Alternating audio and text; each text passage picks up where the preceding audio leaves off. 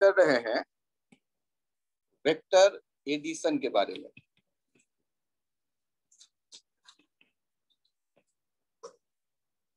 Vector addition के बारे में।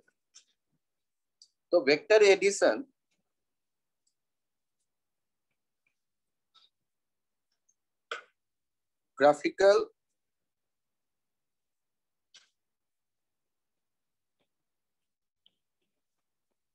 ग्राफिकल प्रेजेंटेशन देखिए कि हमारे पास दो वेक्टर हैं और इन दो वेक्टर को हम ऐड करना चाहते हैं। a प्लस बी एक नया वेक्टर बनेगा, उस वेक्टर को हम ढूंढना चाहते हैं। और यदि a प्लस बी एक नया वेक्टर है तो इसको जनरली हम लोग क्या कह देते हैं कि टोटल या रिजल्टेंट। Good evening Aditya. अब यहां हम लोग चेक करें कि वेक्टर को ऐड करने के लिए जो बेसिक रूल क्या है। तो ये जो रूल है इसे कह रहा हूं मैं triangle law of vector addition. क्या नाम रखा इसका? Triangle law of vector addition. और ये triangle law of vector addition जब आप सोचें तो इसके लिए मैं हिंट देता हूं, बुक में नहीं लिखा गया है। Assume given vector is displacement. ये आप मान लें कि जो वेक्टर आपके जिन्हें आप ऐड करना चाहते हैं वो डिस्प्लेसमेंट है, ऐसा आप मान लें। यदि गिवन वेक्टर डिस्प्लेसमेंट है ऐसा आपको मानने के लिए कहा गया तो आपके दिमाग में ये तो आ ही सकता है कि जैसे किसी तालाब के किनारे किनारे आप वॉक कर रहे हो या किसी पार्क के किनारे किनारे वॉक कर रहे हो। मैं ये डायग्राम में देख रहा हूं एक तालाब और इसके किनारे किनारे कोई वॉक करे तो स्टार्टिंग पॉइंट देखा हमने और एंड पॉइंट देखा हमने। और यदि मुझसे कोई कहता है कि नेट डिस्प्लेसमेंट बताओ क्या होगा, तो डायग्राम के बेसिस पे आप चेक कर सकते हैं। डायग्राम के बेसिस पे आप चेक कर सकते हैं कि नेट डिस्प्लेसमेंट किसे कहा जाए। तो डायग्राम में देखिए और आपको दिखेगा कि नेट डिस्प्लेसमेंट हो सकता है ऐसा। यदि ये 6 मीटर यदि ये 8 मीटर चल करके गया है एक तरफ और 4 मीटर चल करके गया है ये दूसरा, और 90 डिग्री पे ये आप देख रहे हैं मूवमेंट, तो नेट डिस्प्लेसमेंट यदि कोई कहता है तो ये जो लेंथ है वो 8 square plus 6 square that is 10। ये 10 मीटर ये नेट डिस्प्लेसमेंट कहला सकता है। सॉरी 8 मीटर एंड 6 मीटर यदि है तो हम लोग इसे कह सकते हैं कि नेट डिस्प्लेसमेंट जो अपना आ रहा है, ये नेट डिस्प्लेसमेंट कितना आ रहा है? नेट डिस्प्लेसमेंट 10 मीटर का। तो यहां जो हमने डिस्प्लेसमेंट के नजरिए से बात की कि दो डिस्प्लेसमेंट है, मान लो S1 और ये S2, और आदमी कितना टोटल डिस्प्लेस हुआ, तो उसके लिए हमारे सामने जो डायग्राम आ रहा है उस साइड उस डायगोनल को हम कह दे रहे हैं एस नेट या रिजल्टेंट। ये मैंने आपको नहीं सिखाया, आपको खुद ये वर्ड जो डिस्प्लेसमेंट होता है इससे आपको ये पता है कि यदि हमने किसी ब्लॉक को धकेलकर 8 मीटर एक स्क्वायर रूट में 100 आ जाएगा ना, यहाँ चेक कर लो 8 स्क्वायर प्लस 6 स्क्वायर और ये आ गया 10, ठीक। और ऊपर में जो लिखा हुआ है ना वो सिंबॉलिक रिप्रेजेंटेशन है। S1 और S2 दो वेक्टर हैं, वो जुड़ के एक तीसरा वेक्टर बना है S में। वो वेक्टर है क्यों? क्योंकि उसके ऊपर एरो है। उसका लेंथ कितना होगा, जितना इस एरो का लेंथ होगा, और डायरेक्शन क्या होगा, जो इसका एरो से डायरेक्शन दिख रहे हैं। तो जब भी कभी ट्रायंगल लॉ अप्लाई करना हो तो यहां से उस रूल को देखिए। जैसे दो वेक्टर हैं हमें ऐड करने, ए और बी डायग्राम में दिया गया है, तो पहले वेक्टर ए को ड्रॉ करो कागज पे, और फिर जहां वो खत्म हो जाए वहां से दूसरा वेक्टर शुरू करो, बी को ड्रॉ करो आप। दोनों वेक्टर, पहले आपने ए वेक्टर ड्रॉ किया, वो जहां एंड हुआ, जहां एरो है, ए का हेड है, वहां उस दूसरे वेक्टर का टेल रखो, और वेक्टर को पैरेलल स्पेस में कहीं भी ले जा सकते हैं, तो वेक्टर उठाकर ले आओ। और अब फ्री एंड्स को ज्वाइन करो। फ्री एंड्स कौन कौन से हो गए, पहले वेक्टर का टेल और दूसरे वेक्टर का हेड, इनको आप ज्वाइन करो, और एरो किधर दे दो, फ्री हेड से फ्री टेल, फ्री टेल से फ्री हेड की तरफ। यही हो जाएगा जो नया वाला वेक्टर साइड देख रहे हैं ट्रायंगल का, ये साइड किसको रिप्रेजेंट करेगा डायरेक्शन और मैग्नीट्यूड के साथ, a प्लस बी को, जिसे आप रिजल्टेंट वेक्टर कह देते हैं r। तो ये डायग्रामेटिक एक तरीका आपके सामने रखा गया, ग्राफिकल। क्या करना है, जिन दो वेक्टर को ऐड करना है उन्हें क्या करेंगे, तो पहला वेक्टर ड्रॉ कर लेंगे, जहां खत्म होगा वहां से दूसरा वेक्टर ड्रॉ कर लेंगे, और दूसरे वेक्टर का जो हेड है और पहले वेक्टर का जो टेल है, इनको ज्वाइन करेंगे तो एक ट्रायंगल कंप्लीट हो गया। तो ट्रायंगल का ये जो तीसरा साइड है वो रिजल्टेंट को बता रहा है, इसकी जो लेंथ है वो रिजल्टेंट का मैग्नीट्यूड है, और इसका जो डायरेक्शन है वो रिजल्टेंट का डायरेक्शन है। सर ये लेंथ कितना होगा, हाँ ये मुझे नहीं पता। सर पहले तो आपने 10 बता दिए, हाँ क्योंकि पाइथागोरस थ्योरम आता है, लेकिन यहाँ राइट एंगल ट्रायंगल तो है नहीं। यहां पर जो आप देखेंगे ना, फिर से देखिए, ये ए और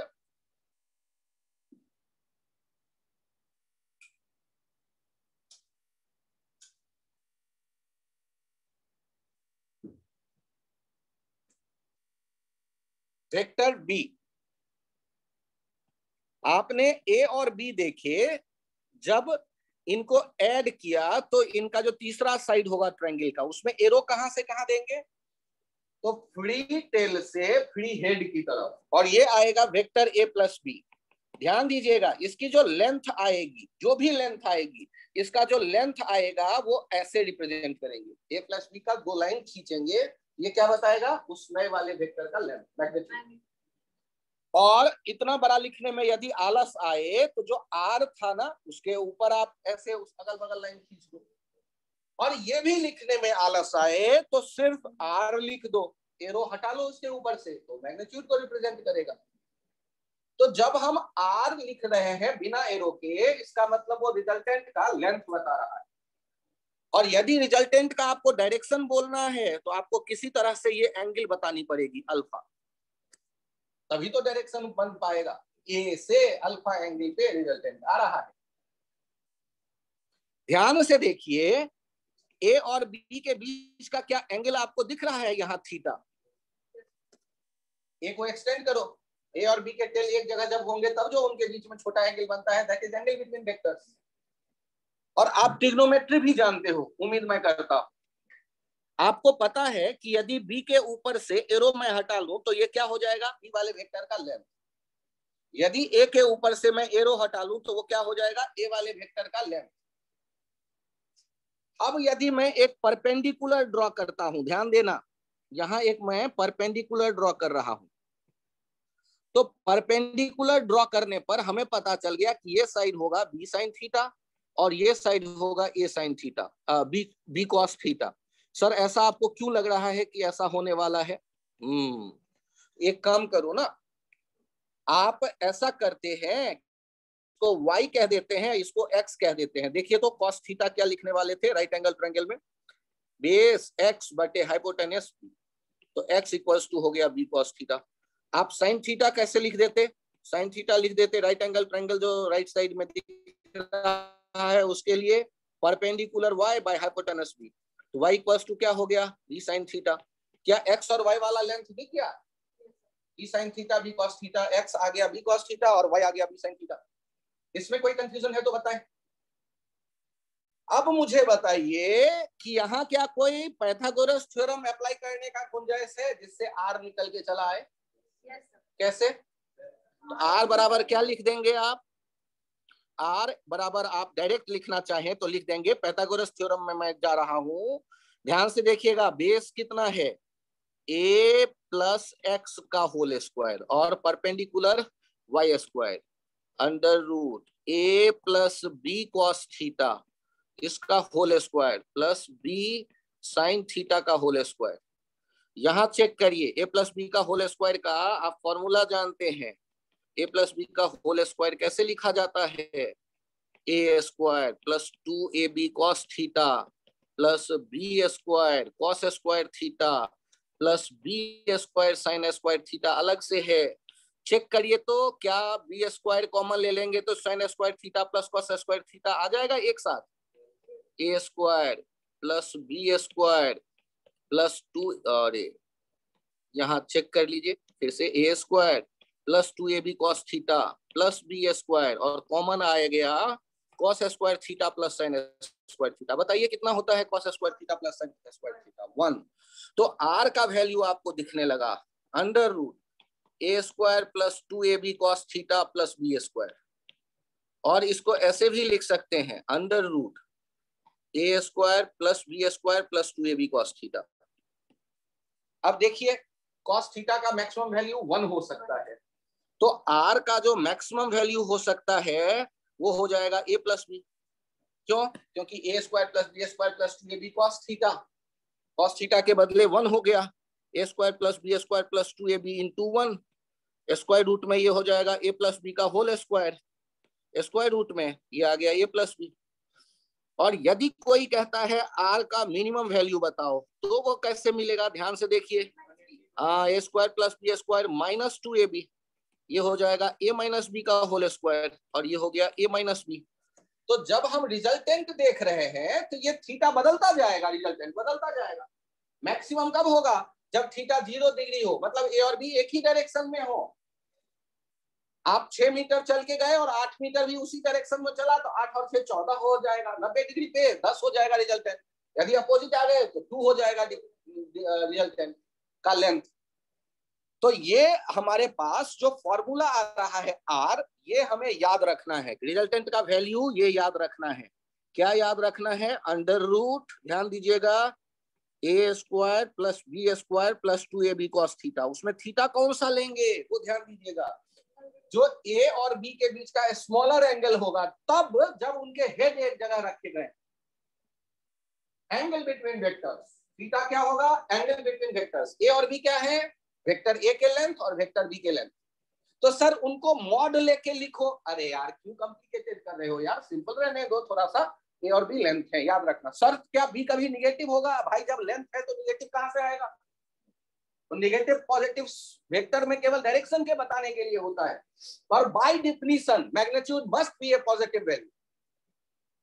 मॉड लगाते हो मैथ्स में तो पॉजिटिव वैल्यू ही तो निकल के आता है उसके बाद।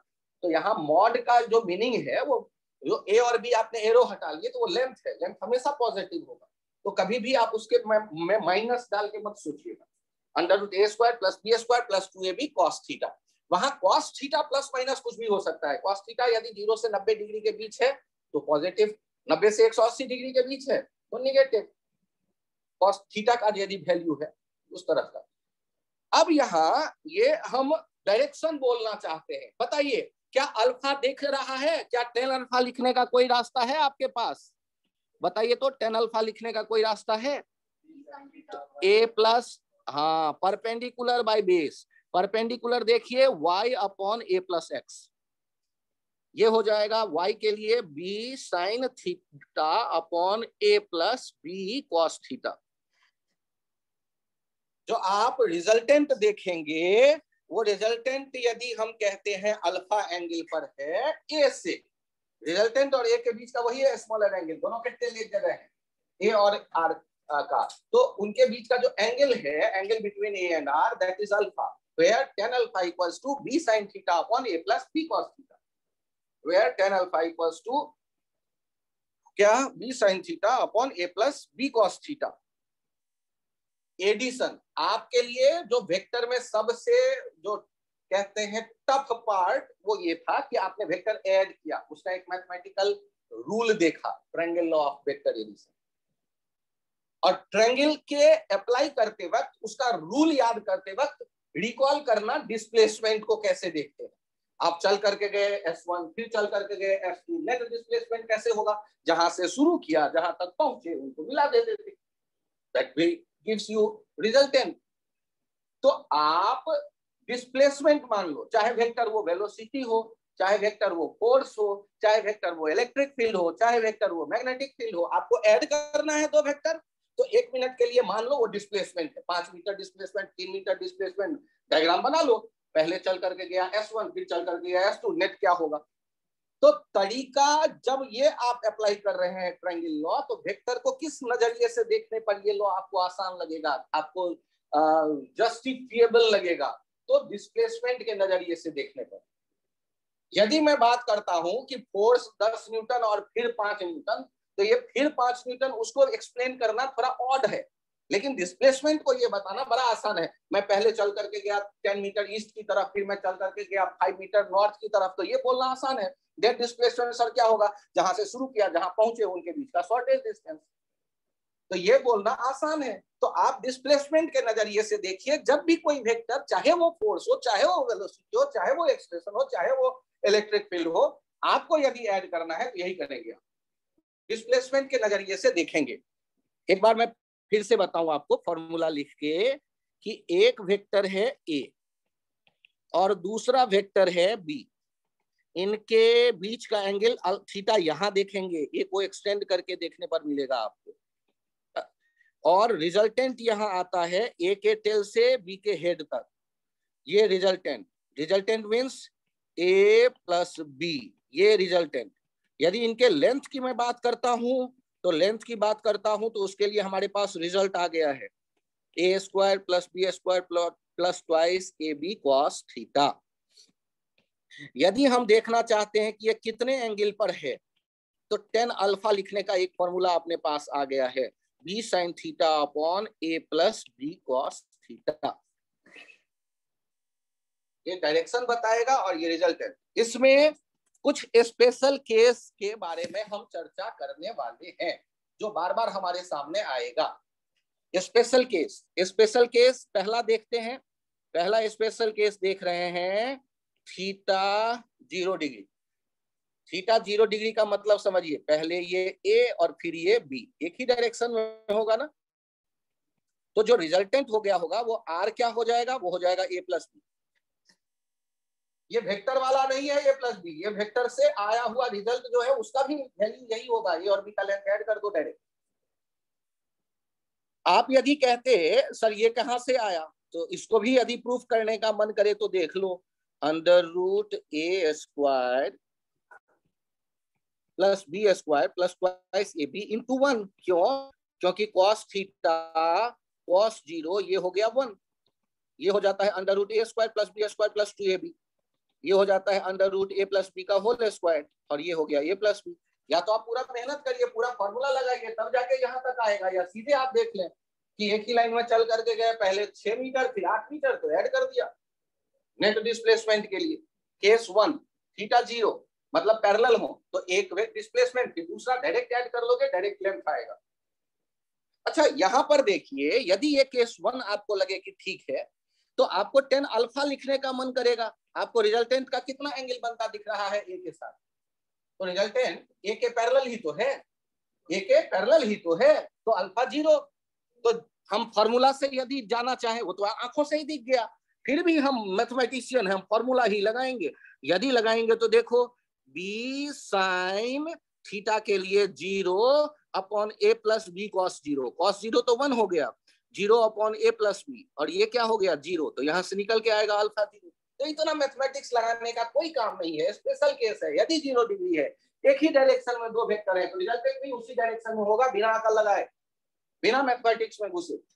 तो सर फिर अलजेब्रा आप सिखा क्यों रहे हो? अरे यार, तो हमेशा थीटा 0 थोड़े ना होगा, और यदि नहीं होगा तो मुझे अलजेब्रा आना चाहिए। तब तो मैं कह रहा हूं कि ये स्पेशल केस है, यहां पर ऊपर लिख दो some special case. Special case, some special case में ये पहला स्पेशल केस था। हाँ बोलो, देखते हैं।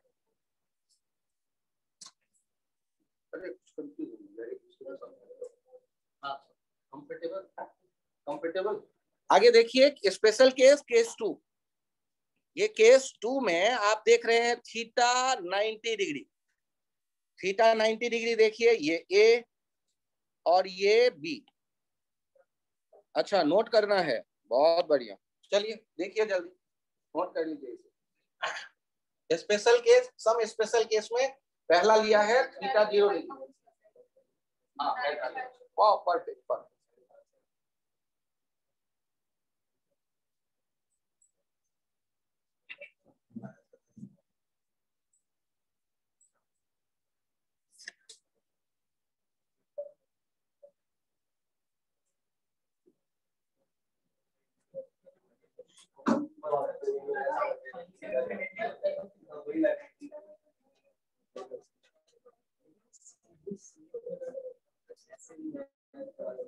यहां नेक्स्ट चेक करिए केस 2। केस 2 वाले में आप देखिए और मुझे बताइए सोच करके कि 90 डिग्री 90 डिग्री होने पर आपको आर का लेंथ क्या खुद दिख रहा है या मैं बताऊं? क्या 90 डिग्री दिख रहा है? तो आर क्या तुरंत आप नहीं देख कर कह दोगे पाइथागोरस थ्योरम से A plus B, A square plus B square square root में, और अल्फा क्या आपको नहीं दिख जाएगा 10 अल्फा बी बाई ए? यहां आप कहेंगे कि सर मैं इस तरह नहीं लिखूंगा, मुझे तो जो फॉर्मूला डिराइव करके आपने दिया मैं वही लगाने की सोच रहा हूं। तो मैं कहूंगा बढ़ो आगे, A square plus B square plus 2 ab cos theta. अब थीटा तुमने 90 डिग्री रखना है, तो कॉस थीटा कॉस 90, और ये आप जानते हैं 0। तो यदि आपको ये 0 पता है तो आर का वैल्यू हो जाता है A square plus B square plus 2ab into 0। अरे सर ये तो वही आ गया। अरे तो मैं कौन सा कहता हूं नहीं आएगा, दोनों तरह से आने वाला है।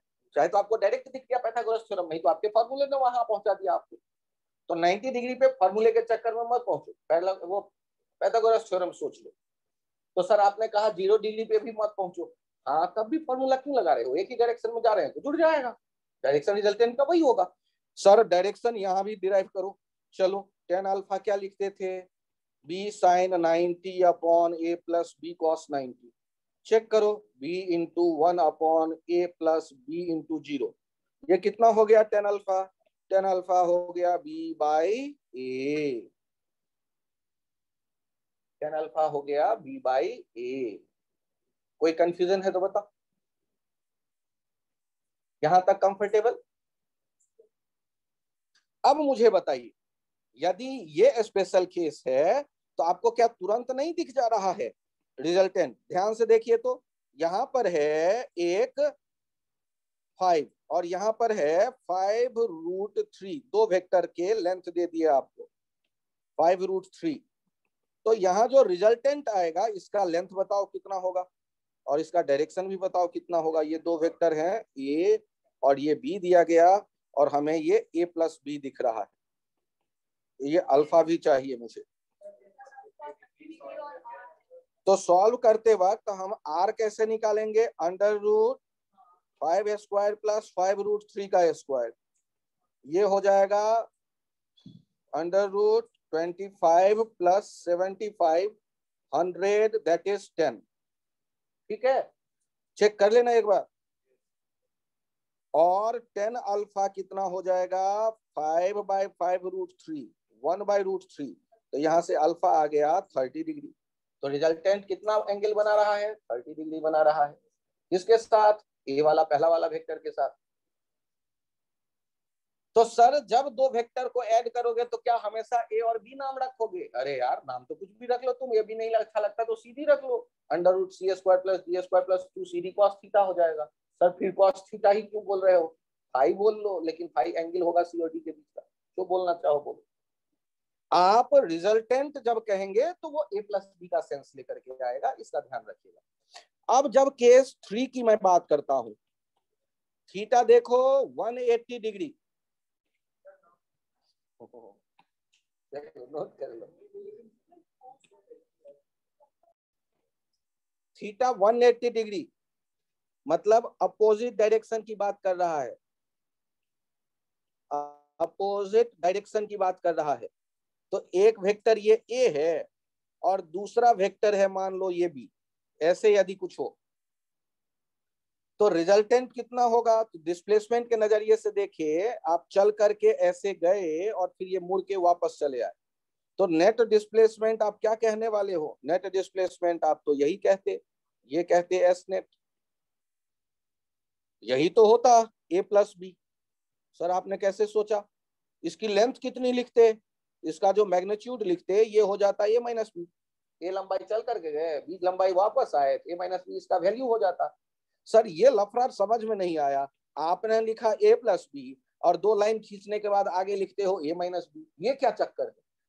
ध्यान से सुनो, आपको पता है ना कि ए प्लस बी का रिजल्टेंट का जो फॉर्मूला होता है वो फॉर्मूला होता है under root A square plus B square plus 2ab cos pi, ये पाई हुआ करा। तो कॉस पाई का वैल्यू मैं बताता हूं -1, तो ये आगे क्या हो जाएगा? Under root A minus B का होल स्क्वायर। सर कैसे? A square plus B square minus 2ab, A square plus B square minus 2ab क्या हो जाता है? ए माइनस बी का होल स्क्वायर। स्क्वायर रूट से वो हट गया तो ये आ गया ए माइनस बी। अच्छा सर, तो vector A plus vector B का मॉड लेंगे तो ए माइनस बी आ गया। ये केवल एक केस में होगा, जब ये अपोजिट आ रहे हो, मतलब एंटी पैरेलल हो, गए पूरब की तरफ और वापस आए पश्चिम की तरफ।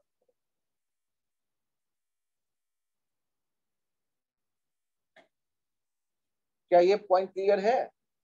नोट कर लिया? नोट कर लो। यहां हम लोग ये चेक कर पा रहे हैं कि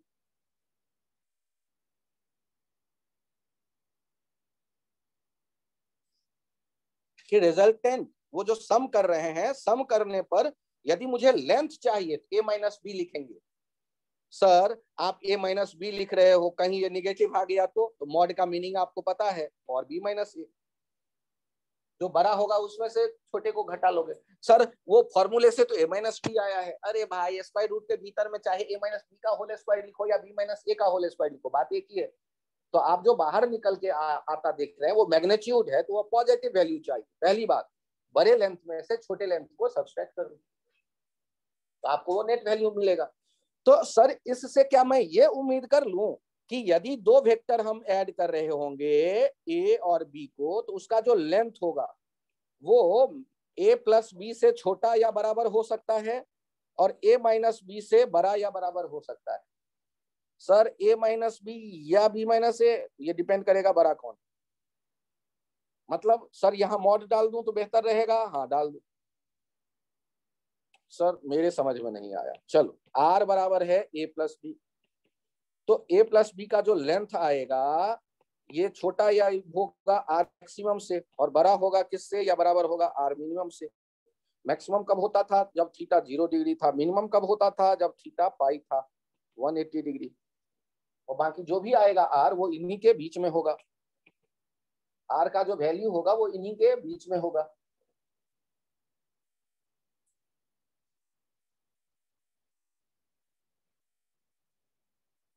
यहाँ एक एग्जाम्पल इस पे फ्रेम किया जाता है, इस आइडिया पे। If A and B has magnitude 6 and 8 respectively,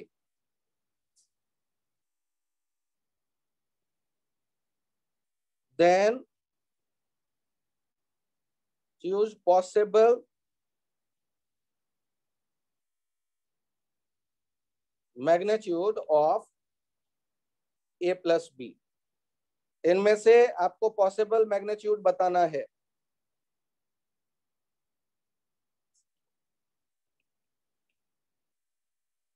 1 unit,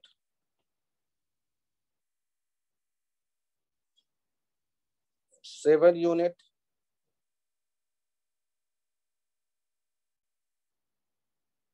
16 unit, 24 unit, इनमें से कौन हो सकता है ए प्लस बी का मैग्नीट्यूड? तो कैसे सोचें? तो मैक्सिमम क्या हो सकता है 6 और 8 का? मैक्सिमम क्या हो सकता है 6 और 8 का? 14। और मिनिमम क्या हो सकता है 2। और ये दिख क्या रहा है? ये दिख रहा है 7, 16, 24, 1। तो 1 होगा क्या? 2 से भी कम हो गया क्या? 16 होगा? 14 से भी ज्यादा हो गया। 24 नहीं होगा। तो बचा कौन? वो उनके बीच में है। यदि मोर देन 1 करेक्ट ऑप्शन में पूछना होगा तो बीच की और वैल्यू दे देगा। कुछ बीच में है और भी पॉसिबल वैल्यू दे सकता है। सर ये मंगल ग्रह वाला आइडिया क्यों दे रहे हो? आज मेरे 10th में नहीं काम आएगा। तमिलनाडु के बोर्ड का जो क्लास 9, 10th, 11th के बच्चों को कहा गया कि भाई आप लोग ऐसे ही पास हो गए, जाओ जाओ आप 12th की तैयारी करो। ऐसा यदि दुर्घटना हो गई तो आपके जो मतलब लगेगा कि अरे, तो आप तो अच्छे लेवल पे हैं, कम से कम 11th का धीरे धीरे कुछ कुछ कलेक्ट कर रहे हैं आइडिया। ऐसा तो नहीं होगा कि यार अपना सारा टाइम चला गया 10th के चक्कर में। 11th के बच्चों को भी ऐसे ही कर देते।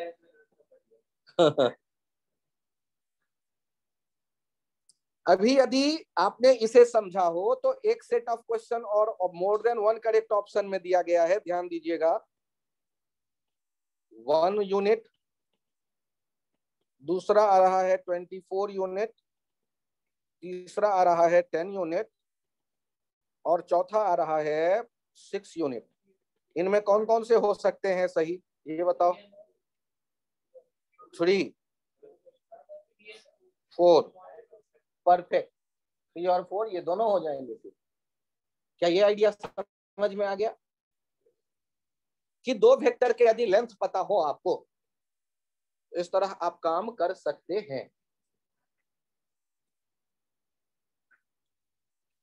ये इस कहानी आप देख रहे थे। स्पेशल केस कहां तक पहुंच गए? स्पेशल केस पहुंच गए 3rd नंबर तक आई थिंक।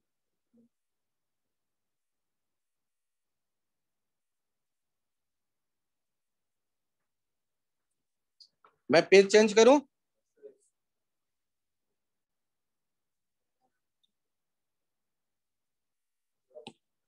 यहाँ वाह, यहां पर चेक करते हैं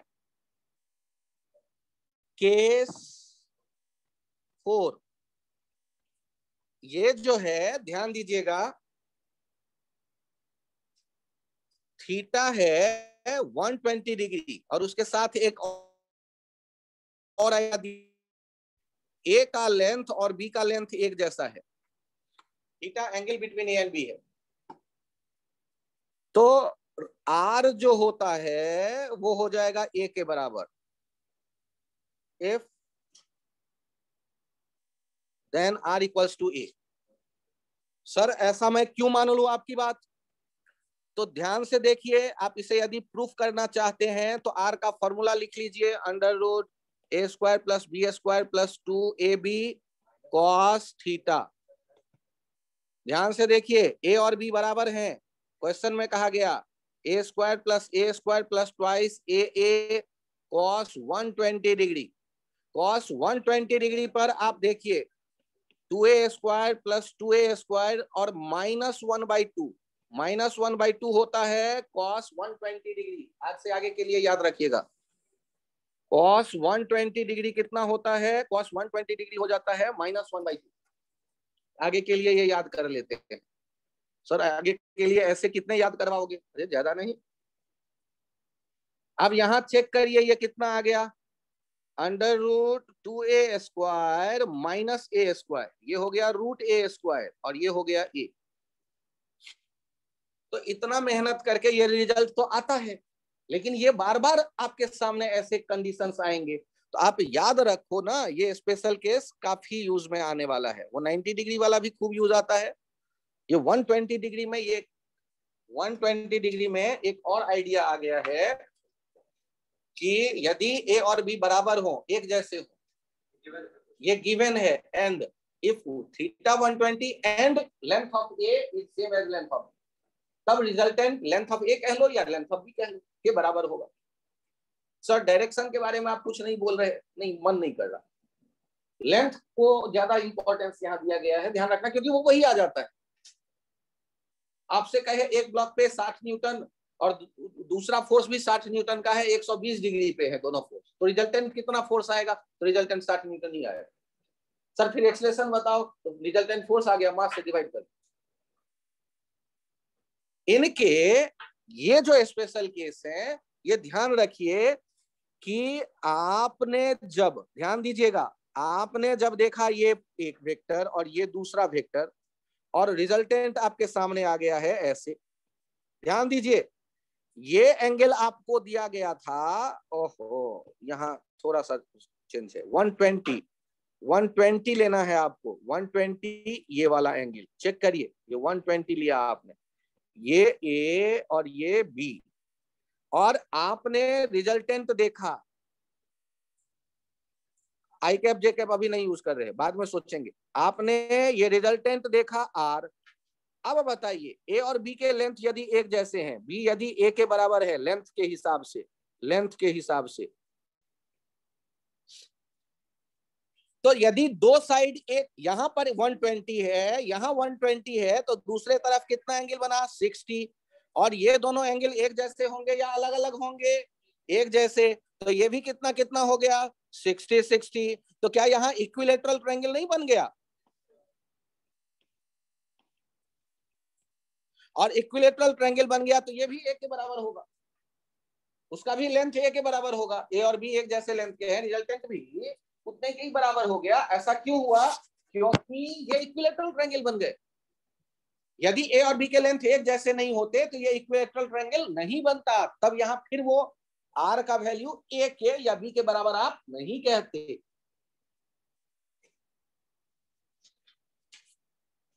तो 1 बना ले, जिससे आपको डायग्रामेटिक फील भी एक आए। हाँ बोलो, अल्फा कौन सा होगा? रिजल्टेंट का एंगल देखो तो ए से कैसे देखेंगे आप? दोनों के टेल एक जगह रख दो, देख लो। अरे यार, ए क्या देखो, ए का वेक्टर देखो और रिजल्टेंट देखो, रिजल्टेंट ए से कितने एंगल पे? 60 डिग्री पे, ठीक ना? आपको डायग्रामेटिक यदि नहीं पसंद आया तो इनको आगे एक और तरीके से मैं एक्सप्लेन करूंगा, वो आपको पसंद आएगा, अभी घबराओ मत। अभी फिलहाल आपने रिजल्टेंट याद रखना है, यदि 120 डिग्री पे ए और बी एक जैसे लेंथ के हो तो रिजल्टेंट उतना ही लेंथ के बराबर होगा। केवल ये लाइन याद रखना है, बहुत बार यूज में आएगा। ये नहीं कि बैठ के मैथमेटिक्स लगा रहे हैं, under root A square plus, कौन इतना करता है? स्पेशल केस है, 100 बार यूज हुआ, 1000 बार यूज होगा, याद कर लेंगे, दिमाग में सेट रखेंगे कि स्पेशल केस 4 या 6 ये थे। यहां चेक करिए एक और स्पेशल केस, स्पेशल केस 5, इसमें कह रहा है इफ ए का लेंथ और बी का लेंथ बराबर हो, then resultant equals to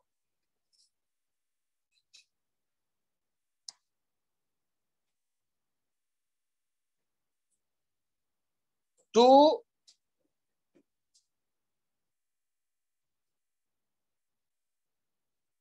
A, और आगे चेक करते हैं प्रूफ में जाके कि क्या आता है। सर प्रूफ तो तब करते जब पता होता, नहीं तो डिराइव कर रहे हैं, ध्यान से देखो, A square plus B square 2ab cos theta, A और बी के लेंथ एक जैसे हैं, ध्यान दीजिएगा, तो मैंने बी को भी ए लिख दिया, under root A square plus twice A square cos theta, twice A square common plus twice A square cos theta, twice A square common ले लो तो ब्रैकेट में क्या आ जाएगा? 1 प्लस cos थीटा, और 1 प्लस cos थीटा को एक technique है, उससे लिख देते हैं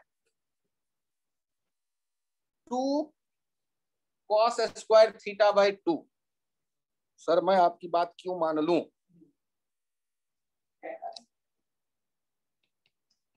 वन प्लस कॉस थीटा को लिख देते हैं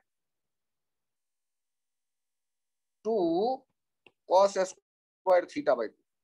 ये फॉर्मूला है ट्रिग्नोमेट्री का। तो यहां पर चेक करिए ब्रैकेट के भीतर क्या आने वाला है। एक 2a स्क्वायर तो पहले से है और साथ में आ जाएगा 2 कॉस स्क्वायर थीटा बाई 2।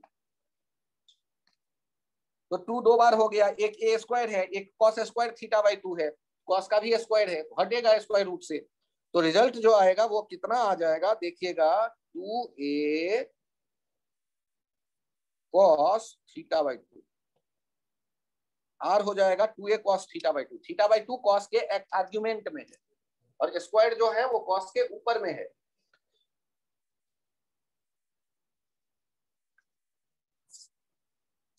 आप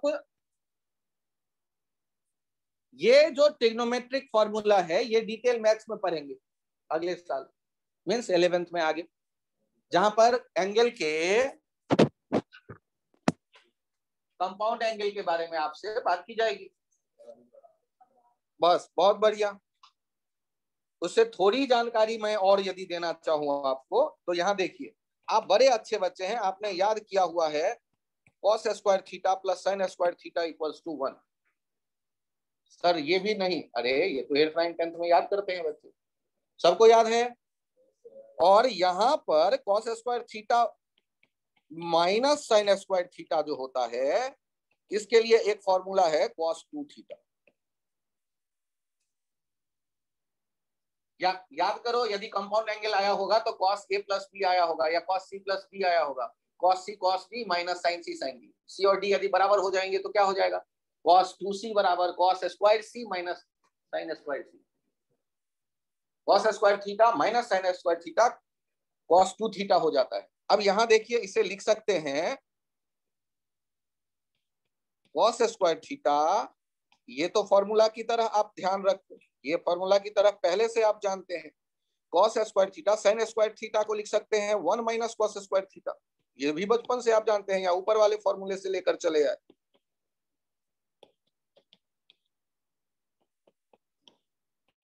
यहां पर देखिए 2 cos स्क्वायर थीटा हो जाएगा, -1, वो माइनस माइनस प्लस हो गया, इक्वल्स टू cos 2 थीटा। तो एक फॉर्मूला और ये आ गया आपके पास। या यहां पर देख सकते हैं, ये लिख सकते हैं cos square theta equals to 1 plus cos 2 theta. 1 को लेफ्ट साइड से राइट साइड लेते गए और थीटा के बदले यदि मैं थीटा बाई 2 लिख दूं, cos स्क्वायर थीटा बाई 2, ये कितना होगा 1 प्लस cos थीटा, 2 और 2 कट जाएगा। तो 1 प्लस cos 2 थीटा को मैंने अभी कुछ देर पहले क्या लिखाया है, 2 cos स्क्वायर थीटा बाई 2, इसी वजह से लिखा है। चलो हटा दिया, यहां तक आ गए, यहां तक आए लास्ट वाले लाइन तक। थीटा के बदले थीटा बाई 2 दोनों तरफ डाल सकते हैं, फाई बाई 2 दोनों तरफ डाल सकते हैं, अल्फा बाई 2 दोनों तरफ डाल सकते हैं, वही कॉमन एंगल तो लिख ही सकते हो ना दोनों तरफ। नहीं तो 1 मिनट रुक जाओ, लिखना मत, अगला वाला देख लो केवल। यदि मैंने ऐसे लिखा cos square theta by 2 minus sin square theta by 2, तो ये किसके बराबर लिख दोगे, cos 2 इंटू थीटा बाई 2, ये 2 और 2 कट गया, cos थीटा के ही तो बराबर आया। और इसको क्या लिख सकते हो तुम, cos square theta by 2 minus 1 minus cos square theta by 2, ये हो गया cos theta. 2 cos square theta by 2 minus 1, ये हो गया cos theta. 2 cos square theta by 2, ये किसके बराबर हो जाएगा, 1 प्लस cos थीटा। शिफ्ट तो करो सर, ये मैथमेटिक्स खेल रहे हो। ठीक है यार, तो आपको फाइनल रिजल्ट ही तो याद करना है, कौन सा, यदि पिछले पेज पे चलना चाहते हैं तो यहाँ आइए, और इससे भी पीछे जाना चाहते हैं तो मैं पिछले पे रिजल्ट पे लेते चलता हूँ। रिजल्ट पे हम कहाँ पहुंच रहे थे, तो रिजल्ट पे हमने क्या लिखा था कि रिजल्ट डायरेक्ट लिख दिया था 2a cos theta by 2। Check कर लेना, यदि दो वेक्टर उनके बीच में एंगल थीटा था तो वहां ए और बी यदि एक जैसे हो गए तो 1 प्लस कॉस थीटा को हमने क्या लिख दिया, 2 कॉस स्क्वायर थीटा बाई, और फिर ये 2 बाहर आया, ए बाहर आया, कॉस थीटा बाई 2 बाहर आ गया। और इस बात पे गौर करिए, इसका जो डायग्रामिक पिक्चोरियल रिप्रेजेंटेशन होगा, ये एक वेक्टर है ए और उतने ही लंबाई का है बी, ध्यान दीजिएगा, उतने ही लंबाई का है बी, बी का लेंथ ए का लेंथ एक जैसा है, और यहां एंगल है, ध्यान दीजिए, यहां एंगल है थीटा। तो रिजल्टेंट जो बनेगा वो रिजल्टेंट हमने क्या बनाए हैं, रिजल्टेंट याद करो 2a cos थीटा बाई 2 बनाए हैं, और आपका मन करेगा ये एंगल ढूंढें। तो देखिए ये एंगल और ये एंगल एक जैसा होगा या नहीं होगा, क्यों होगा एक जैसा, क्योंकि साइड दोनों ट्रायंगल के दो वहां आइसोसेलेस ट्रायंगल दिख रहा है। यदि ये भी अल्फा है तो ये ट्रायंगल में रूल जानते हैं कि बाहर वाले एंगल के वो सम के बराबर होता है इंटरनल एंगल। तो थीटा 2 अल्फा के बराबर हो गया, मतलब अल्फा किसके बराबर आ जाएगा, अल्फा आ जाएगा थीटा बाई 2 के बराबर। रिजल्टेंट एंगल जो होगा वो थीटा बाई 2 पे होगा। वो रिजल्टेंट कितने एंगल पे होगा, ये से थीटा बाई 2 पे होगा। सर मैं आपकी बात नहीं मानूंगा, मैं तो मैथमेटिशियन हूँ, 10 अल्फा आज कैलकुलेट करके रहूंगा। चलो बी साइन थीटा अपॉन ए प्लस बी कॉस थीटा। पहले आप एक काम करते हैं, दोनों जगह बी लिख देते हैं, ए के भी बदले बी 1 प्लस कॉस थीटा, क्योंकि ए और बी बराबर था, ये बी कट गया। साइन थीटा को आपने लिखना सीख लिया होगा शायद, 2 sine theta by 2 cos theta by 2, और नहीं सीखा तो अभी सीख जाएंगे। और नीचे आ गया है 2, अभी अभी लिखना सीखा है, कॉस स्क्वायर थीटा बाई 2। एक स्क्वायर जो है वो कॉस थीटा बाई 2 वाले से चला गया, 2 और 2 चला गया, ये किसके बराबर हो जाएगा, tan थीटा बाई 2। तो tan अल्फा किसके बराबर आ गया, थीटा बाई 2 के, तो अल्फा किसके बराबर हो जाएगा, थीटा बाई 2 के। सर इससे अच्छा है मैं ज्योमेट्री से देख लूंगा। हाँ तो ठीक है, ज्योमेट्री से देख लूं, आइसोसेलेस ट्रायंगल में दोनों एंगल अल्फा हुए, उनका सम थीटा के बराबर होगा, सभी देख लो, थीटा बराबर 2 अल्फा। हाँ बोलो, अभी वो बात की बात है, वो बात की बात है, वो सारे में जस्टिफाई होगा, घबराओ मत। ये रास्ता यहाँ पहले इसमें कंफर्टेबल हो जाओ, वैलिड है, मतलब हर एक में वैलिड है, वो रिजल्ट जस्टिफाई तुम कर ही लोगे लग भीड़ के। लेकिन इन जनरल यदि कभी सामने बाकी किसी स्पेशल केस में पहले नहीं आया, तब ना तुम इसे यूज करोगे। इसको मैं केस 1 थोड़े मैं कह रहा हूँ, इसको कौन सा केस कह रहा हूँ। तो 180 वाले डिग्री पे क्या तुम्हें ये केस याद लाना चाहिए, 180 डिग्री का स्पेशल केस क्या कोई तुम्हें पहले नहीं बता दिया गया, 0 डिग्री का क्या स्पेशल केस पहले नहीं बता दिया गया। तो 0 degree, 90 degree, 180 degree, 120 degree, A and B बराबर, ये सब जब पहले आ चुके, तब जब उन केसेस में जो नहीं फंस रहा उनके लिए ना आगे मैं बढ़ूंगा। जस्टिफाई बाकी भी हो सकता है लेकिन वो कहलाएगा बेवकूफ, ठीक ना। आप समझो ना, पहला केस 180 का अलग से नहीं दिया गया है आपको, 180 में क्या सोचने के लिए कहा, डिस्प्लेसमेंट देखो चल के गए वापस आए। 0 डिग्री में क्या सोचने के लिए कहा, स्ट्रेट लाइन छोड़ना मत, चलते गए और चलते गए। 90 डिग्री पे पाइथागोरस थ्योरम याद आएगा, क्यों वेक्टर सम में मैं टाइम वेस्ट करूंगा। अब यहां कई बार ऐसा होगा जो इन किसी भी केस में नहीं आया, तो नहीं आया तो रोनियस से काम नहीं चलेगा, पूरा फॉर्मूला लगाओ ना यार, है तो जिसे हम प्रूफ कर रहे हैं वो फॉर्मूला तो अपने पास है ही।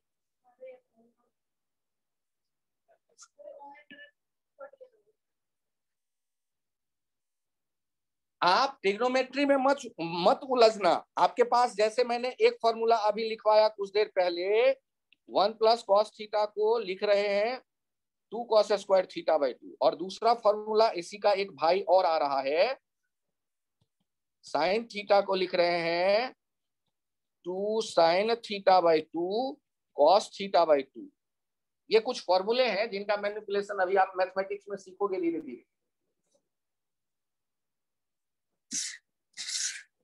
इसका साइन को लिखने का इससे बेहतर वे ये आप देख सकते हैं, साइन 2 थीटा यदि कहीं है तो उसे लिख सकते हैं 2 साइन थीटा कॉस थीटा, लेकिन यदि कहीं पर है कॉस 2 थीटा तो इसको लिख सकते हैं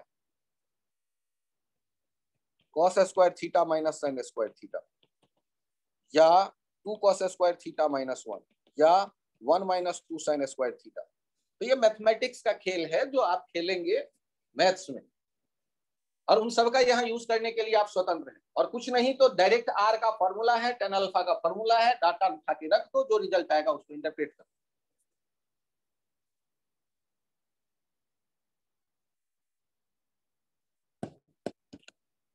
यदि थीटा आप कहते हैं 180 डिग्री, तो थीटा 180 डिग्री कहेंगे तो थीटा बाई 290 हुआ, tan 90 इनफाइनाइट हुआ, tan 90 क्या हो गया, इनफाइनाइट। तो अल्फा भी क्या हो जाना चाहिए, 90। एक बार चेक कर लो, रिजल्टेंट का एंगल, हाँ किस एंगल पे, किस एंगल पे होगा, फिर से बोलो। मतलब अल्फा ये है कि जो रिजल्टेंट है वो ए से ए वेक्टर से, हाँ हाँ हाँ। तो जब हम कहते हैं कोई डायरेक्शन डिफाइंड नहीं है, तो कुछ भी आ जाए डायरेक्शन तो हम उसको इग्नोर नहीं करेंगे। कोई भी डायरेक्शन, डायरेक्ट जीरो लेंथ के वेक्टर के लिए मैं डायरेक्शन क्यों ढूंढूंगा। यदि मैग्नीट्यूड मेरा 0 आ रहा है तो मैं उसके लिए डायरेक्शन tan अल्फा ढूंढने क्यों जाऊंगा, क्योंकि उसका डायरेक्शन तो पहले ही कहा जा चुका है कि अनडिफाइंड। ऐसा वेक्टर जिसका लेंथ 0 आ जाए उसके लिए हम क्या कह देंगे कि कोई डायरेक्शन नहीं है। यदि ए और बी एक जैसे हो, तुम यही कह रहे हो ना, ए और बी का लेंथ एक जैसा हो और उनके बीच में वो 180 डिग्री के एंगल पे, ए और बी यदि एक जैसा हो और उनके बीच में एंगल 180 हो, यही तो तुम कह रहे हो, तो उनका रिजल्टेंट क्या हो गया, 0। तो उसमें मैं डायरेक्शन क्यों देखूंगा, tan अल्फा तो तब ढूंढते हैं ना जब रिजल्टेंट का मुझे डायरेक्शन चाहिए। ठीक है, आपको डायरेक्शन कब ढूंढना है, जब रिजल्टेंट वेक्टर का लेंथ आए। रिजल्टेंट वेक्टर 0 आ जाए तो उसके लिए क्या बताया गया है डेफिनेशन में, तो उसका डायरेक्शन क्या होता है, नॉट डिफाइंड, नॉट डिफाइंड। तो फिर मैं क्यों tan अल्फा कैलकुलेट करूंगा। यहां चेक करिए आप, स्पेशल केस आने के बाद यहां चेक करिए आप, जो क्वेश्चन आपसे मान लो पूछा गया, एक एग्जांपल नोट करिए, Ram moves 10 metre towards east, then he moves 10 meter towards 60 degree north of east. Find his net displacement. इनके नेट डिस्प्लेसमेंट मुझे बताने हैं। तो कुछ तो सोचना पड़ेगा अपने को, क्या था रिलेशन। तो एक तो फॉर्मूला है हमारे पास और दूसरा डायग्राम तरीका है हमारे पास। तो दो वेक्टर कौन कौन से हैं, 10 मीटर टुवर्ड्स ईस्ट और 10 metre 60 degree north of east. Question note कर लिया। हम इसका डायरेक्शन देखते हैं और मैग्नीट्यूड देखते हैं। इसके लिए क्या करते हैं, इनमें मैं ग्राफ बना के देख रहा हूं। सर आप ग्राफ क्यों बनाओगे, अरे वेक्टर है ना, तो डायरेक्शन आंखों से दिखेगा तो रिजल्ट में बेहतर बोल पाऊंगा। तो पहला वेक्टर मैंने ड्रॉ किया, कितने यूनिट का, 10 यूनिट का, और इसे मैंने कहा S1 क्योंकि ये ईस्ट की तरफ है। 1 2 3 4 5 6 7 8 9 10। और ऐसे ही यहां से फिर से देखो, दूसरा वेक्टर मैं ड्रॉ करने की सोच रहा हूं। सर आप दूसरा वेक्टर कैसे ड्रॉ करोगे, तो यहाँ ओरिजिन मैंने नया ले लिया, जहां एक खत्म हुआ है S1 वहां से मैं दूसरा वेक्टर ड्रॉ कर रहा हूं। ये किधर जाना है, ये जाना है 60 डिग्री नॉर्थ ऑफ ईस्ट। आ गया 60 डिग्री नॉर्थ ऑफ ईस्ट। तो यहां पर हमारे सामने आ गया S1 और S2। तो पहले हमने देखे S1, फिर हमने देखे S2। अब मुझे बताओ रिजल्टेंट मैं कैसे बनाऊंगा? तो रिजल्टेंट, हाँ चेक करते हैं, रिजल्टेंट क्या होगा? दोनों के फ्री एंड को ज्वाइन करो, स्टार्टिंग वाले जो टेल है और फाइनल जो हेड है इनको मिला लो और डायरेक्शन कर दो स्टार्टिंग टेल से फाइनल हेड।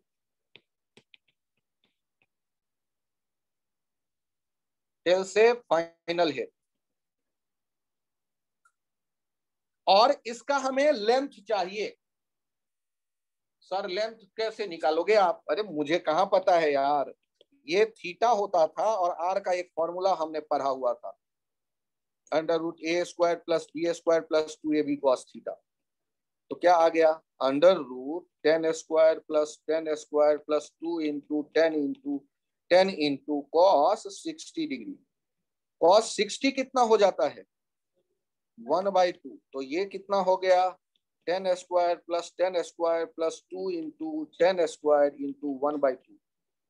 कितने 10² दिख रहे हैं? 3 10² दिख रहे हैं। यदि 3 10² देख रहे हैं आप, तो ये स्क्वायर रूट से बाहर देखोगे तो क्या लिखोगे? 10√3। आप लोगों ने सबने सही कहा, जिन लोगों ने कैलकुलेट कर लिया था 10√3। और मुझे बताइए यहाँ एंगल क्या आपको दिख रहा है? ये एंगल कितना है? ये दोनों एक जैसे होंगे या अलग अलग होंगे? एक जैसे होंगे। तो ये 2α यदि ये हो गया तो अल्फा हो गया 30 डिग्री। अब मुझे बताओ रिजल्टेंट, ये एस नेट जो है, ये एस नेट को कैसे लिखोगे? S1 + S2 को कैसे लिखोगे? वेक्टर में कैसे लिखोगे? तो ध्यान से देखिए मैं एस नेट क्या लिख रहा हूं। S1 + S2 कैसे लिखेंगे? ध्यान से देखिए, 10√3 मीटर टुवर्ड्स क्या 30 डिग्री नॉर्थ ऑफ ईस्ट। तो क्या लगता है 12 लाख बच्चे जो IIT में बैठते होंगे सबको ये तुरंत समझ में आ जाता होगा? समझ में आ भी जाएगा तो 2 साल याद कौन रखेगा? और 2 साल याद भी रखेगा एग्जामिनेशन प्रेशर में सही कौन करेगा? तो जो बेसिक आइडिया को बार बार देखे, बार बार लिखे, सोचने का एक रास्ता बनाए जिसपे हम बार बार चलने वाले हैं कि वेक्टर सम करेंगे, ट्रायंगल रूल लगाना है तो मैं डिस्प्लेसमेंट के नजरिए से देखूंगा, ये चल करके गए फिर चल करके गए, और रिजल्टेंट डिस्प्लेसमेंट जो दिमाग में आता है वो रिजल्टेंट वेक्टर आने वाला है। वेक्टर में 2 चीजें होंगी, एक लेंथ होगा, एक डायरेक्शन होगा। सर तो क्या मैं ट्रिग्नोमेट्री, ज्योमेट्री और कुछ भी लगा सकता हूँ लेंथ और डायरेक्शन पता करने के लिए? हाँ हाँ, मैथ्स के सारे आइडिया आप यूज करने को तैयार हो। तो सर यदि ये फॉर्मूला मैं नहीं लगाऊं और कुछ लगा के इसका लेंथ मैं ढूंढना चाहता हूं, ऑब्वियस है आप निकाल सकते हैं। सर कौन सा रूल? वो साइन रूल। सर वो कौन सा रूल आपने बताया था? cos theta = b² cos a = b² + c² - a² twice abc, ऐसा कुछ। अच्छा सर, अच्छा और कुछ मैं लगा सकता हूं? अरे कुछ भी लगा सकते हो यार, तुम्हें मैथमेटिक्स का जो भी आइडिया हो। जैसे देखो आपके सामने ये ट्रायंगल है ना, और इस ट्रायंगल का लेंथ ढूंढ रहे हो, ध्यान देना, ये 10 है और ये 10 है और ये r ढूंढने में लगे हुए हो। ध्यान से देखो, यहां पर तुम्हें ये दिख रहा है 120 डिग्री, तो तुम्हें तुरंत, सॉरी कितना था 60, यहां दिख रहा था 60 डिग्री, तो तुम्हें तुरंत पता चल गया ये अल्फा का वैल्यू, ये दोनों बराबर होंगे 30-30। और जब दिख गया तो यहां मैंने परपेंडिकुलर ड्रॉ कर दिए, तो ये लेंथ हो जाएगा 10 cos 30 और ये भी हो जाएगा 10 cos 30। तो r का वैल्यू हो जाएगा 2 × 10 cos 30, और 10 cos 30 कितना हो जाएगा? 10 × √3/2, 2 और 2 कैंसिल आउट हो गया, तब भी आ गया 10√3। सर इतना कौन मैथमेटिक्स लगाएगा, मैं तो फार्मूला लगा लूंगा। अरे तो लगा लो यार, कुछ भी करने के लिए आप फ्री हो। जो आंखों से दिख रहा है तीसरा साइड, उसका मुझे लेंथ ढूंढना है, जो मर्जी करो, और उसका ऐसे एंगल बताना है, जो मर्जी करो। ट्रिग्नोमेट्री, मैथमेटिक्स, ज्योमेट्री में जो भी आपके प्रॉपर्टीज हैं ट्रायंगल के, यूज कर दो। साइन रूल, कोसाइन रूल, या जो भी जानते हो, राइट एंगल ट्रायंगल है तो उसके बारे में जो जानते हो आप अप्लाई करो, सबके लिए फ्री हो। फिर से मैं बोल रहा हूं, आज आपने वेक्टर के ऐड करने का कौन सा रूल देखा है? Triangle rule. ट्रायंगल रूल का मीनिंग जब भी आप अप्लाई करना चाहें तो वेक्टर को डिस्प्लेसमेंट के नजरिए से देखिए, और 2 डिस्प्लेसमेंट का रिजल्टेंट क्या होता है? आप पहले आधे किलोमीटर चल के गए, फिर 1 किलोमीटर चल के गए, रिजल्टेंट डिस्प्लेसमेंट, और रिजल्टेंट का जहां शुरू किया जहां पहुंचे वो रिजल्टेंट, उसके बीच में शॉर्टेस्ट लाइन खींच के एरो डाल दो। एरो कहाँ डालूं? फाइनल पॉइंट पे, इनिशियल से फाइनल की तरफ उसका डायरेक्शन होगा रिजल्टेंट का। तो डिस्प्लेसमेंट के नजरिए से देख के हमेशा आप रिजल्टेंट के बारे में बात करो। यहाँ डिस्प्लेसमेंट का लेंथ हम देख रहे थे, तो लेंथ देखने के लिए मैं कोई भी रास्ता अप्लाई कर सकता हूं जो भी मुझे अच्छा लगे।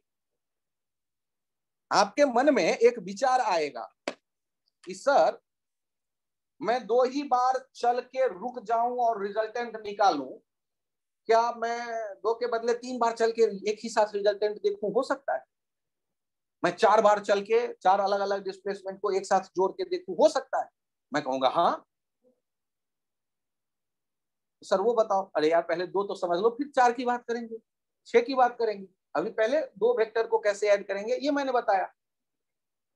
यदि 2 वेक्टर को ऐड करने के लिए ट्रायंगल लॉ है, तो 10 वेक्टर को ऐड करने के लिए ट्रायंगल लॉ तो नहीं होगा, पॉलीगन लॉ। ये आपने खुद ही नाम बता दिया। तो ऐसे ही किसी ने पहले यही नाम कहा है उसे। क्या नाम कहा है? बड़ा अच्छा आपने सोचा, क्या नाम कहा है?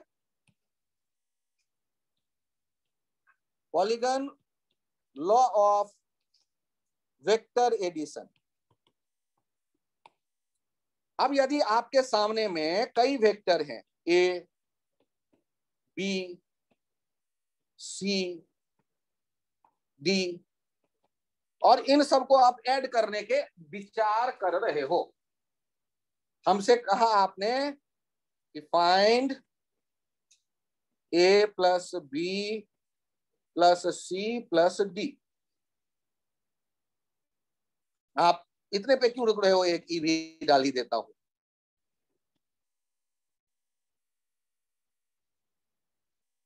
तो क्या करेंगे? तो पॉलीगन, फिर से मैं कहूंगा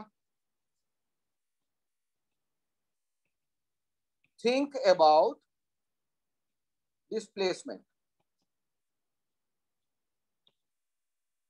मतलब आपको इस लॉ के लिए भी ट्रायंगल लॉ की तरह किसके बारे में सोचना है?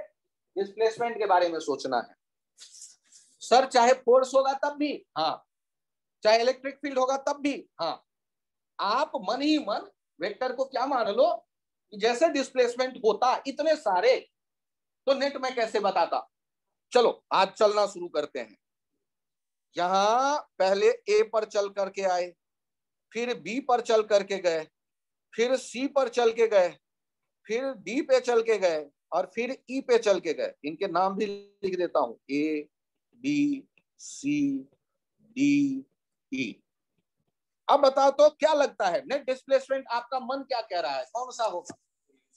तो नेट डिस्प्लेसमेंट होगा ये, यही हो गया एस नेट, या यही हो गया रिजल्टेंट, या यही हो गया A plus B plus C plus D plus E, उनका वैल्यू। सर तो मैं क्या एरो डाल दूं? तो लेफ्ट साइड में यदि आप एरो डालना चाहते हैं तो ध्यान रखिएगा, ये मॉड मत डालिए राइट साइड में, और ये एरो डालिए आर के ऊपर, एस नेट के ऊपर। सर इसका लेंथ बताओ। ओ यार, या तो ज्योमेट्री अप्लाई करो या मैथमेटिक्स का कोई और रूल। यदि आपको ए बी सी सबके लेंथ दिए होते, एंगल दिया होता, तो कुछ ना कुछ करके आप निकाल ही लेते। तो सर इसका कोई फॉर्मूला ए बी टाइप का नहीं है? नहीं है। अच्छा तुरंत में बताना, यदि आपके सामने में ऐसा एक रिलेशन आ रहा है और इन वेक्टर्स के बारे में आपसे मैं जानना चाहता हूं, ए बी सी और डी को देख के आपको क्या लगता है कि A plus B plus C plus D कितना होना चाहिए? परफेक्ट, आप सबका जवाब सही है। डिस्प्लेसमेंट के नजरों से देखो, मैथमेटिक्स में और वेक्टर में जाने का काम ही मत करो। जहां चलना शुरू किया वहीं आए, चाहे 4-5 से आए या 40-5 से आए, पहुंच गए जहां थे, डिस्प्लेसमेंट 0। घर से आप किसी भी रास्ते से इंस्टीट्यूट आए और वापस किसी भी रास्ते से घर गए, फाइनल डिस्प्लेसमेंट इस पूरे प्रोसेस में 0। तो डिस्प्लेसमेंट का जो मीनिंग है, polygon law of vector addition या triangle law of vector addition, जब भी आप सोचेंगे तो उनमें आप ये अप्लाई करें। डिस्प्लेसमेंट का ये जो मीनिंग है, ये मीनिंग आपको अप्लाई करना है। इसमें कोई कंफ्यूजन है तो बताएं आप लोग। अगले टर्न पे मैं फिर इन्हीं पे बेस्ड क्वेश्चन की चर्चा करूंगा, और एक और लॉ है वेक्टर एडिशन का, उसके बारे में बात करेंगे। सर क्या 2 ही लॉ होंगे? नहीं, उसके बाद भी एक लॉ होगा, तो घबराना नहीं है, अभी एडिशन की ही चर्चा करनी है। स्पेशल केस घर में 10-10 बार कागज पे लिख लीजिएगा, स्पेशल केस 10 बार 20 बार। और आपके वेक्टर में एडिशन बहुत इंपॉर्टेंट रोल प्ले करने वाला है, तो इस पर फोकस करिएगा। रफ में कम से कम 10 बार लिखिए सारे special case, theta 0, theta 90, theta 180, ए और बी बराबर, उस केस में फिर थीटा 120, फिर थीटा ए और बी बराबर थीटा कुछ भी, इन सब के स्पेशल केस वाले को आपको ध्यान देना है। अभी के लिए इतना ही, थैंक यू, बाय बाय।